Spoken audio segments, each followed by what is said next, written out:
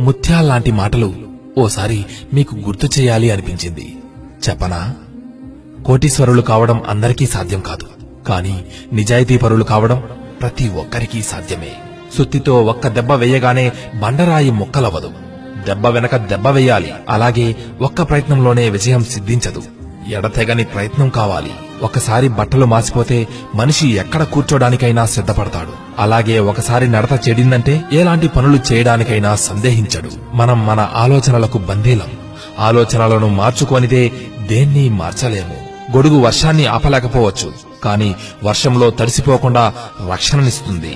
అలాగే ఆత్మవిశ్వాసం విజయాన్ని తెచ్చిపెట్టలేకపోవచ్చు, కానీ విజయపదంలో ఎదురయ్యే అవరోధాలను అధిగమించగల శక్తిని ఇస్తుంది. బలవంతుడికి బలహీనుడికి మధ్య జరిగే ఘర్షణలో ప్రేక్షక పాత్ర వహించడమంటే తటస్థంగా ఉన్నట్లు కాదు, బలవంతుడి పక్షం వహించినట్లే. అతి నిద్ర, బద్ధకం, భయం, కోపం, నిరాశావాదం ఈ 5 అతి చెడ్డ గుణాలు. వీటిని పొరపాటున దగ్గరికి రానిచ్చామా జీవితంలో పైకి రావడం, సుఖపడటం జరగదు. అహంకారం ప్రతి ఒక్కరి నుంచి, ఆఖరికి భగవంతుడి నుంచి కూడా దూరం చేస్తుంది. ఉపాయాన్ని ఆలోచించేటప్పుడు రాగల అపాయాన్ని కూడా అంచనా వేయాలి.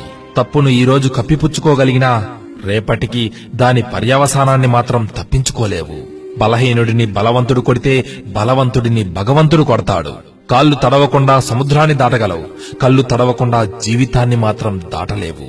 పక్షులకి కొంత ధాన్యం, పశువులకి కొంత గ్రాసం, మనిషికి కొంత సాయం. ఇదే జీవితం. ఉత్తమ గుణాల వల్ల మనిషి ఉన్నతుడవుతాడు, కాని ఉన్నత పదవి వల్ల కాదు. శిఖరం మీద కూర్చున్నంత మాత్రాన కాకి గరుడ పక్షి కాలేదు కదా. తలపై మోసే భారాన్ని ఇతరులు కొంత పంచుకుంటే బాధ తగ్గుతుంది, కాని ఆకలి బాధను, అజ్ఞాన బాధను ఎవరికి వారే తగ్గించుకోవాలి. మంచివారు దూరం కావడం అంటే చెడ్డవారు దగ్గర కావడమే. అది దుఃఖానికి నిదర్శనం. మెరుగు పెట్టకుండా రత్నానికి, కష్టాలు ఎదుర్కోకుండా మనిషికి గుర్తింపు రాదు సుమా.